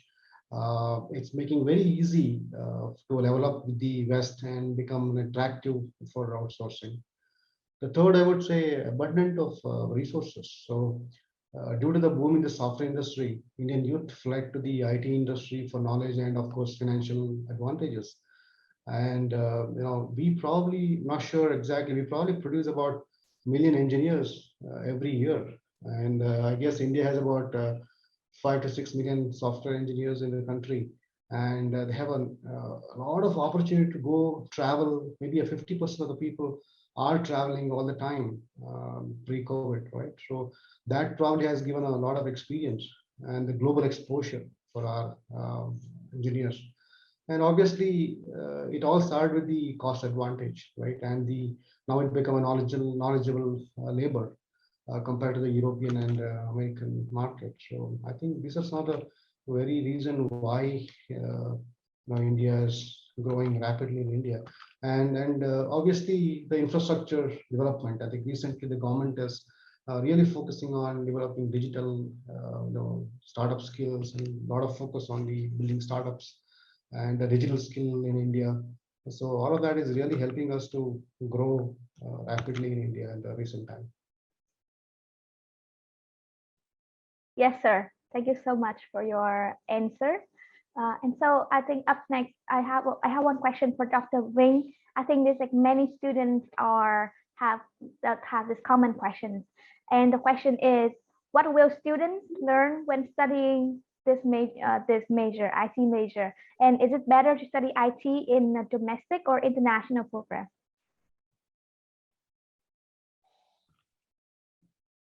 Okay, thank you, Miss about the questions. What will students learn when you study an IT program in Vietnam? And I understand that there are many programs in the IT field in Vietnam. There are different names. For example, information technology, that is the most popular name. Computer science, software engineering, information system, or recently is artificial intelligence, data science. Okay, there are many names, different names in the IT field, and most programs those share the same content, about from 60% of content in that programs. So and the program will provide the common content. When students study that program, they will study the fundamental knowledge and skill related to software programming, okay, programming techniques, database, networking, example, and it after that it depends on the program. They have different content. They have different advanced content. For example, if you study the software engineering program, so you will have a chance to study more complex and advanced technology, up-to-date technology related to the software environment. Or if you study the hot program now in Vietnam, is the artificial intelligence, for example, they will study more algorithm, more structure, machine learning algorithm in the last year of the program. And the questions about is it better to study in IT in Vietnam or in foreign country? In my opinion, now there are not many differences between the IT program in Vietnam or foreign countries, because most programs are built based on international standards, and most programs are accepted by many international organizations, for example, UNQA or IPAD. I think that the main difference between studying in Vietnam or in foreign countries, that the environment, the studying environment. So when you go foreign to studies, you need to do by yourself. You need to be independent in studying, and you have chance to study to improve your personal skill better. But in beside the content or the studying, there are many programs in Vietnam now, so you can study in Vietnamese or in English, or that is the cooperative program between the Vietnamese university and international university. Okay, thank you. Yes, sir. Thank you so much for your answer. And so up next is a question that I think that many students are wondering, especially when they are close to graduate or they are freshly graduate from the university. The question is, what are the opportunities for Vietnamese students, and how can they find remote IT jobs? Câu hỏi tiếp theo là câu hỏi nói về cơ hội nào dành cho sinh viên Việt Nam sau khi ra trường, và liệu thì không biết là sinh viên sau khi ra trường có thể tìm được những công việc gọi là làm từ xa, làm remote không? Dạ, em xin mời anh Tuấn trả lời câu hỏi này ạ. Em Ngân nhắc lại dùm anh chút, tại vì nó lúc vừa rồi nó bị mix nên không nghe được. Dạ vâng ạ, câu hỏi là cơ hội nào dành cho sinh viên Việt Nam sau khi tốt nghiệp, những cái về cơ hội việc làm. Ngoài ra ý thứ hai đó rằng là liệu có các liệu có các công việc để làm remote, làm từ xa không? Hiện nay, cảm ơn các em đã đặt câu hỏi này. Thì hiện nay thị trường chúng ta cũng thấy là thị trường nó mở. Việt Nam đã gia nhập khối ASEAN, rồi chúng ta gia nhập khối hiệp định với EVFTA với châu Âu và với lại Mỹ và các nước khác. Thì biên giới về việc làm là không có giới hạn. Chúng ta cũng đang phải tiếp nhận những cái lực lượng lao động rất lớn mà rất là chuyên nghiệp, giỏi từ Philippines, Malaysia và các nước khác, kể cả Ấn Độ đến với Việt Nam. Thì chúng ta phải cạnh tranh không những với chính sinh viên trong nước mà phải với sinh viên và những người lao động nước ngoài. Thì thế giới mở thì cho phép chúng ta không giới hạn về nơi làm việc, kể cả chúng ta có thể làm việc ở Việt Nam nhưng mà cho các tập đoàn đa quốc gia cũng như các công ty Ấn Độ đến Việt Nam rất là nhiều và cũng tuyển khá nhiều kỹ sư Việt Nam làm cho Ấn Độ, gia công các phần mềm và các dịch vụ cung cấp cho Ấn Độ. Thành ra theo tôi, vừa ở Vườn Ươm, doanh nghiệp phần mềm Quang Trung, vừa Hội Tin học Thành phố Hồ Chí Minh, thì chúng tôi chia sẻ với sinh viên rất nhiều trường là cơ hội là không giới hạn, kể cả trong nước và ngoài nước. Và đặc biệt chúng ta cũng thấy là công nghệ thông tin nó phục vụ cho rất nhiều ngành. Chúng ta là học công nghệ thông tin không nhất thiết 100% chúng ta cứ phải làm việc trong những doanh nghiệp công nghệ thông tin. Tại vì như ở thành phố Hồ Chí Minh chúng ta có 250.000 doanh nghiệp các loại, mà doanh nghiệp công nghệ thông tin chỉ có 5.000 doanh nghiệp, bao gồm cả thương mại dịch vụ, các cửa hàng bán, các công ty bán máy tính và các công ty phần mềm thì còn lại khoảng hơn 1.000 thôi. Cho nên tỷ lệ các doanh nghiệp phần mềm để nhận các em là so với tổng doanh nghiệp là không lớn. Nhưng mà các doanh nghiệp nông IT thì họ cũng sử dụng kỹ sư và các cái công việc rất là nhiều. như hệ thống ngân hàng, tài chính, bảo hiểm, các công ty công nghệ như giao nhận hàng, truyền thông, marketing hoặc thương mại điện tử hoặc là fintech cũng dùng công nghệ. Và bây giờ khi mà chính phủ triển khai rất nhiều những ứng dụng mà trên thương mại điện tử, thanh toán không dùng tiền mặt, tất cả cửa hàng, cửa hiệu đều phải áp dụng máy POS để tính tiền, hoặc là những ứng dụng quản lý khách, quán cà phê, nhà hàng, khách sạn, tất cả, thì các cái cơ sở đó, cái nhu cầu sử dụng người biết công nghệ thông tin rất là lớn. Do đó là cái nhu cầu mà trong nước không đã rất là lớn rồi. Tất nhiên cơ hội ở nước ngoài rất là nhiều. Hôm nay là một cái chương trình giao lưu với các doanh nghiệp Ấn Độ cũng sẽ mở ra một cái thị trường mới cho các em.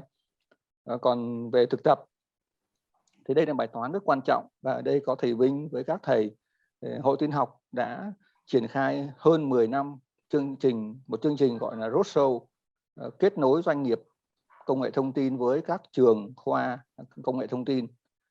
Và thông qua chương trình này hơn 10 năm thì chúng tôi đã đưa được rất nhiều các doanh nghiệp đến với các trường khoa, và hiện nay một khoa công nghệ thông tin trung bình có từ 30 đến 70 doanh nghiệp công nghệ thông tin là đối tác. Thì thông qua các sự kết nối này thì các khoa trường sẽ đưa sinh viên đến các doanh nghiệp để thực tập.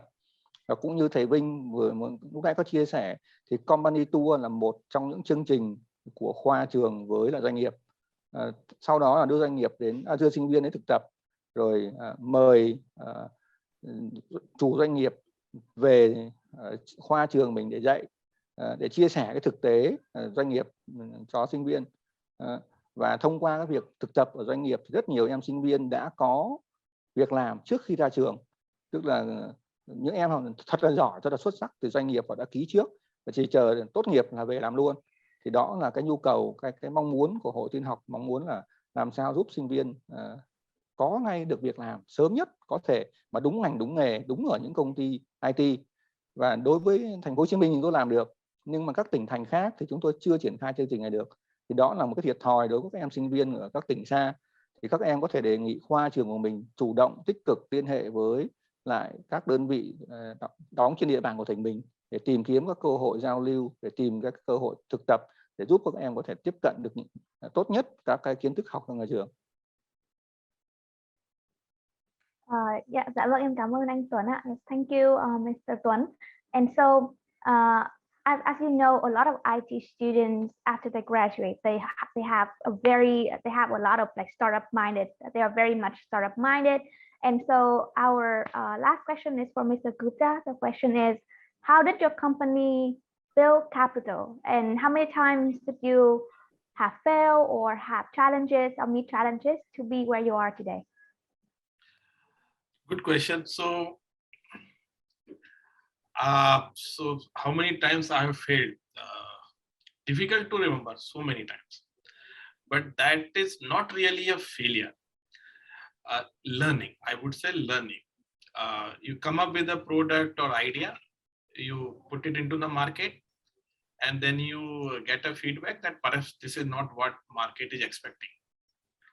But then it's not a failure. It may be ahead of time or something else. You can put it back in the box, wait for the right time, and the same thing might work out later. And there are many such examples.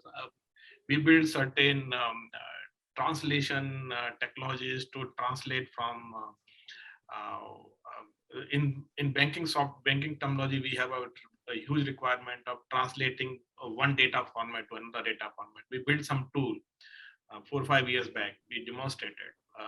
It was not so much demand because volume was not much, but now volume has come up. So that tool is very successful now. So it's not a failure. It's basically just idea, and that is also a learning that you should not stop believing in yourself. You come up with the idea, apply your thought process, experiment this, and then you may figure out that one thing will work, second, and most important, talk to the people who are your potential customer, who have industry experience. Talk to the CEOs, CIOs, mentors, attend various industry events and forums, learn for new things. Like attending this event is a good experience. You would have heard a lot of things, what is happening in Vietnam and what is happening in India. Our Pune, Bangalore IT hub, we discussed a lot of things. So listen what is happening, read a lot of things, and you may realize that even Elon Musk, he tried lot many times, he failed, but he did not give up. That is how it happens. Regarding capital, so we started with our family capital, our own fundings, and plus, of course, as the model matured, evolved, we got some seed funding and some funding from friends and family, and plus our internal cash flow through which we manage new product. That's how we have chosen. But there nowadays, when we started back in 2008, the opportunities were not as much as available as of now. In India, there's a lot of funding available. So India, there never been a problem about funding. It's just basically having a strong idea and taking the idea to conclusion. So you may have an idea, but then you yourself don't believe on the idea, it will not work. You have an idea, believe in yourself, come up with a prototype, make it success. If it doesn't work, no problem. Try another idea and keep on doing this. And that's how the success will come. Talk to people, talk to industry experts, attend events, attend seminars, speak with your teachers, speak with your professors, speak with the common people on the road. Is there something, if you're doing something for the mass, so if you're doing something for B2C segment, that retail consumer segment, then talk to them, understand what is their issues, how can you help them. If you are into B2B segment, means you are doing something for corporates, so talk to your customers, CIOs, etc. Understand how can you add value. Now, I would just give an example. A couple of days back, we are primarily into BFSI segment, and we want to go into other verticals. I was giving you an example of healthcare. So we were talking to a couple of CIOs in healthcare segment, and one CIO came to us and said, "There's a very small job for you. Can you do it?" That is an opportunity for us. Maybe the job is small. It's hardly a challenge for us, but it is a way to enter into the market, understand the business. So once you get into the business, you understand the business, then you can say, okay, look, can I do this also for you? Can I do this for you? And that's how things move forward. So that is my suggestion to all of you. If you have a passion, do it. And this is the right time. Don't wait that maybe after 6 months or 1 year or after 2 years, the right time will come. This is the right time. Every time you don't is the right time, and don't wait if you want to. India has a huge potential. I think a couple of questions are there from students, whether Indian system will be helpful. Yes, we welcome you all. Come, we have a very strong universities, world-class universities are there. You can do study in science, you can study in various domains, and fortunately our culture is very close, not too much diversity. English speaking is also very common. I just was talking to some people, and so in Vietnam, you have a very good control on English language. So that is the same here in India. So you are most welcome. Get yourself educated more and more on technology, and make your successful career. And there's no end of idea. Just keep thinking. Ideas are there. You must have heard recently that there's a lot of things on space tourism. That's a fantastic idea. Okay. Thank you. Yes, sir. Thank you so much for that very, very inspiring answer. But ladies and gentlemen, unfortunately, due to the limitation of the time, we have to end our Q&A session here. Once again, what an informative webinar we have today. But as the saying goes, time flies when you enjoyed it. We are going to our last part of the event. So I would like to invite Dr. Madan Mohan Sethi, Consul General of India in Ho Chi Minh City, to deliver a vote of thanks. Please, sir. Okay, I think thank you all of you. And it's quite interesting to see that 500 students glued to the screen for last 2 hours.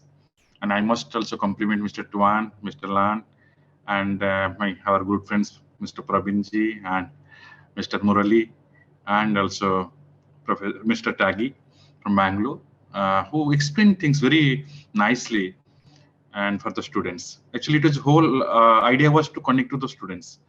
Why we cannot dream high, why we cannot think high, was Mr. Praveen told actually. So there is nothing called failure actually. So every failure leads to again success, and you should not stop actually until the success is achieved. And here I must tell you, my office is open. My staffs and my all officers, they are all also young age like you, and please reach to them. And if you feel that we can do anything for all of you, whether for the university, for partnership, whether for the student, they want to go as a group to study some higher courses in IT in India, and we can do it actually. We can discuss on this aspect. So again, I just want to thank to all of you, to my team also, who have done a wonderful job. And let us be in touch. We are only for Vietnam. We are only for Ho Chi Minh City. We are all for all the provinces of Vietnam. Please approach us wherever you feel that India can help. Take it granted from me that we are always here to help you and assist you, and we can partner in all of your growth and development. Thank you, all of you. Thank you, sir. So with that, dear our distinguished guests, the webinar on India 75 building the IT capital of India has successfully come to an end. Once again, on behalf of the organizer, we would like to express our deepest gratitude toward our dignitaries, distinguished guests, lecturers, students, our business partner and business association for joining us in this webinar. We wish you all in good health, happiness, and please stay safe. Also, I would like to invite all participants to access the report link in the chat box to register if you haven't, in order to help us facilitate the e-certificate of appreciation. This is just a token of, to show our gratitude and appreciation for you for joining this event. And the registration form will be open for the next 15 minutes. Once again, thank you so much, everybody, and have a good rest of the afternoon. Thank you.